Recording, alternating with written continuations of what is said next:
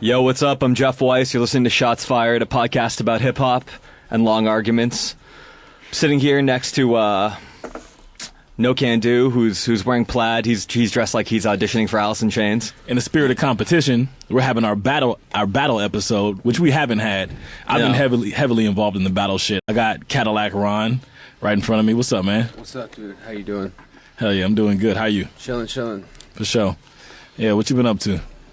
I just had to move yesterday, so that kind of sucked. That does suck. Yeah. I went from a halfway house to a 3/4 house. That's tight. Yeah. Hey, that's kind of some baller shit. Like, that's a Rick Ross rap. Went from a halfway house to a 3/4 house. Now they call it a 3/4 house, transitional living. A 3/4 house? What does that mean? Well, the halfway house is like usually like court mandated, or you like have to be there to fulfill some sort of state obligations or go to prison, or your PO wants you to stay there. Mm-hmm. So this one is more like I just kind of can do what I want, and I don't have to I still have to get drug tested and stuff, but it's whatever. So. All right, cool. But that's like real life shit. So Nah, that's what this is what it is. It's about pulling the veil back. That's what we do that's here. Right. No, Ken, you started what at Blode? Started like at cafeterias at school, and then somebody says, "Oh, there's people rapping here," so I go to a place in Inglewood, and then some dude's there. He's like, "Oh, you should go here to Project Blode," and I'm like, "All right, cool." I went there, just served everybody, and then I made my way around the whole city basically. Like whether it be like a little open mic in Leimert Park, whether it be something by CSUN, whether it's some house party, like in fucking East LA, wherever it took me, and it usually was over a bong or $50 or like just because the homies wanted to go somewhere and have a good time. You know? That's cool. What about you, Ron? What's up? What's your history with the battle shit? I was always battling, like just on the schoolyard and shit, or fucking on the bus or whatever. And then I was I missed out on some of the early 2000s, I was gone for... Why? Where were you? He was stabbing people. Institutionalized. And, okay. For me, it was I was being a white person in a holding tank at the criminal courts building, and running into I run into people that rapped in different dorms and pods and shit, and then start rapping there, and then I really got a kind of different kind of battle perspective where it was where you're chained to somebody and you're battling and there's an actual threat of being killed if you disrespect them too hard or whatever. Yeah. I was gonna ask about that. Crazy. I mean, how much are I'm sure it breaks out into fights a lot. Well, not as much anymore. In Supermax, he had a different situation though. In Supermax, they were I couldn't rap fucking because of the racial politics. Yeah, that's crazy because you're white, right? Cadalack Ron is white, by the way. Yeah, so if you rap, it's considered some I didn't know, shit. and I started rapping with the blacks, and then the whites were like, "Hey, you're pretty good, but if you do that again, we're gonna kill you." And I was like, "Oh, word!" And then we appreciate your talent, but don't do that anymore. I was actually I don't know if you guys remember Sideways from Project. Yeah. I was actually locked up with him in the towers, and we were in a psych ward, and that was really cool because there was no racial politics supposedly, so. They were undercover, but there we could all rap together. Yeah, and so I started really, having some cool experiences with that. That's how you came. You came to my radar because I remember going on tour or whatnot, or I went away for some shit actually for 3 or 4 months, and when I came back, there was a few things that changed. You and Mike Eagle both popped up on the radar for LA Underground, right? And it was through Juice and Sideways. He was from Koreatown, Yeah. Like the only black kid in Koreatown. He grew up with Dumbfounded and all those dudes. Right. And he basically, he was just telling me about who's dope and da-da-da-da. And, long story short, that's how I heard your legend. People were like, "Oh, he's a really, really dope dude." And that's when I was like, "Oh, I don't really battle anymore." So I was like, I don't really know about battling anybody. Right. But when I saw you rap, I was like, yeah, he's dope for a white dude, and he's not playing the white dude shtick. Right. That was a trip because coming back to the scene in LA, I grew up here, but I moved to Oregon in 97, and then I didn't come back for 10 years, and then seeing the scene, what it was, and I never was a regular attendee at the Blode or whatever, but I had followed what was going on down here, and then I wasn't really interested in battling because I was like, I paid my dues, you know. Like, I don't need to battle for shit. Like, you know, we could throw hands or whatever. Like, you know, I know I'm a dope rapper. I ain't got nothing to prove. But the first time that battling really got interesting to me was when I was on tour and Topper was talking about the Dumbfounded. Shouts out to Topper, man. All day. I heard that about Dumbfounded and Tantrum. That was the first one that I realized they were doing written battles. Oh, know? yeah. And that was like... That you realized that they were doing written battles. Yeah, because I was like, what? I was like, they aren't freestyling that good, you know. I didn't know that this was a written league, so I heard about the battle, go home and watch it. Yeah. And I'm like, nah, these dudes are busting writtens. And initially I was like, that's kind of weird, you know, but...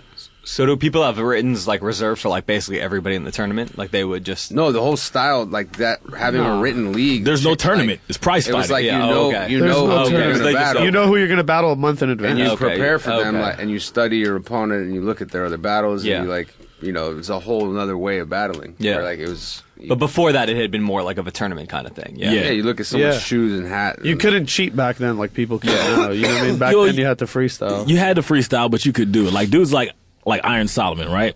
Back then, or Rhyme Fest, or like usually the guys, Thesaurus, usually the guys that were winning, they had like Thesaurus is a real 70% I remember written shit. Yeah, like Dose you know? 1, I remember he was telling me about the Scribble Jam, and like he was basically like I think everyone was spitting writtens, and like he told me he was actually freestyling, and then him and Eminem like went out afterwards, and then like they bonded, and then but afterwards he found out that Eminem like though he'd written lyrics that later appeared on like an album, so it was just like he was spitting writtens too, and like to keep it 100 the innocence was gone. 13 years from that day, you can say like that has always gone on. Yeah, that has always happened. All right, so hey, we're just gonna break it down. We want to know what's the most important moment in battle rap to you, Cadalack Ron, and I'm gonna ask you that later. And this could be your career, or this could be things you've seen. So, what's the most important moment in battle rap?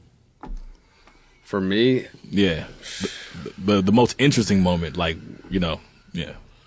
I think.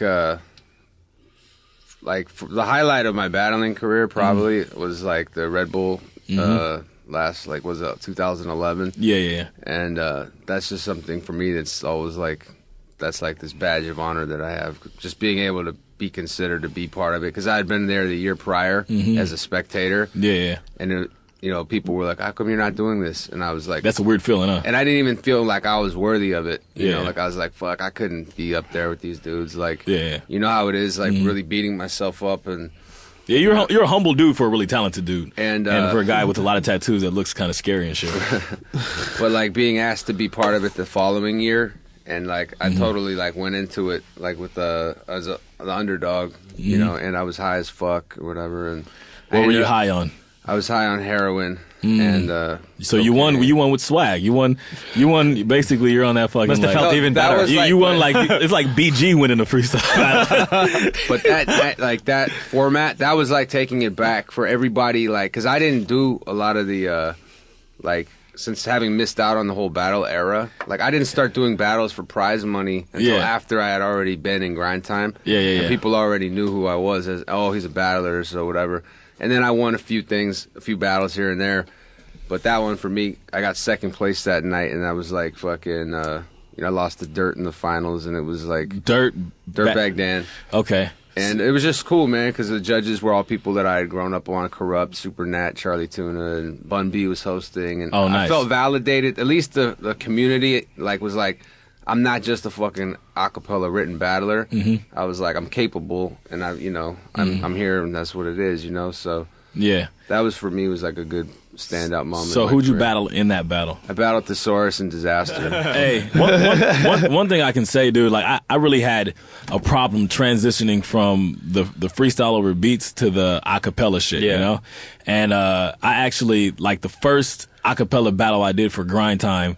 I was at Low End when Low End first started, and I was talking to Saul Williams, and I was like, "How do you do acapella shit?" And he's just like, he's like, "What do you mean?" He's like, well, like I write my lines, and they're all in these nice couplets and all that, but they don't really come out right. He was like, "Yeah, all that structure that you care about, it has nothing to do with that. So just write whatever you want, write it how long you want it, and let it fly." And I lost every acapella battle up until that point. So once I got that rule. And, guys like Cannabis or any song guy other than Rhyme Fest. No, any song guy that steps into this acapella thing, they should really know that that it's more like spoken word, and it's more about your performance versus, or your physical performance and your stage presence versus your vocal performance. So when you won Scribble Jam in 2007, was that with beats or without? That was with beats. Yeah, and that shit was all like, if you watch it, it's set up, knock 'em down, set up, knock 'em down. All this. If you count out my syllables, they're all like symmetrical. So it was around like 2008 when it started to shift like away from kind of beat, like it was more acapella from that point on. Yeah. Pretty much. What's the secret to being good at battling? There is no secret. You're either good at it or you're not. I mean, come on, man. I'd say like give them hope. There's a lot of people right now. There's like too many people trying to battle, and like they're bad. There's a lot of bad people. There's a lot of horrible people, but then there's even some people that are good, but they don't have that. Like there's for the battlers that have staying power that people still want to see. And like there's something, they have some sort of character, like, it's like you were talking about UFC. I look at it more like wrestling. It's like WWE. It's like Diz is not only is a great battler, but he's a fucking character. He has a presence and he commands an audience. And it's like this, knowing everything about that, like delivery, being able to write, playing your role, and fucking just being an amazing performer. What about you? What's next? I'm still one of those dudes that uses battling to promote my music and shit. So, just keeping it real. Like, I'm working in the studio on a bunch of new shit, like touring and fucking doing shows. I'm all stuck in the fucking South by Southwest mode right now already, trying to, like, figure out what's going on out there. So, will you be doing some showcases out there? Yeah, I'm on a cool showcase with, like, Kosha Dills and Syra and a bunch of people. And then me and the Chicharrones and... fucking Binary Star on a showcase together, and fucking, all of that. People should have said you up on Twitter. Is that the best way? Or? At Cadalack Ron, MaquinaMuerte.com. CaddyRon.com is the Bandcamp. And, spell out the Cadalack Ron so they know. Cadalack is spelled Cadalack, and it's RON.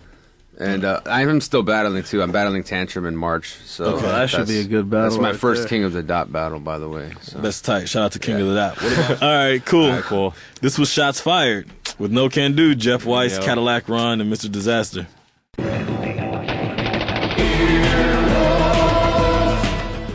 This has been an Earwolf Media production. Executive producers Jeff Ulrich and Scott Ackerman. For more information, visit earwolf.com.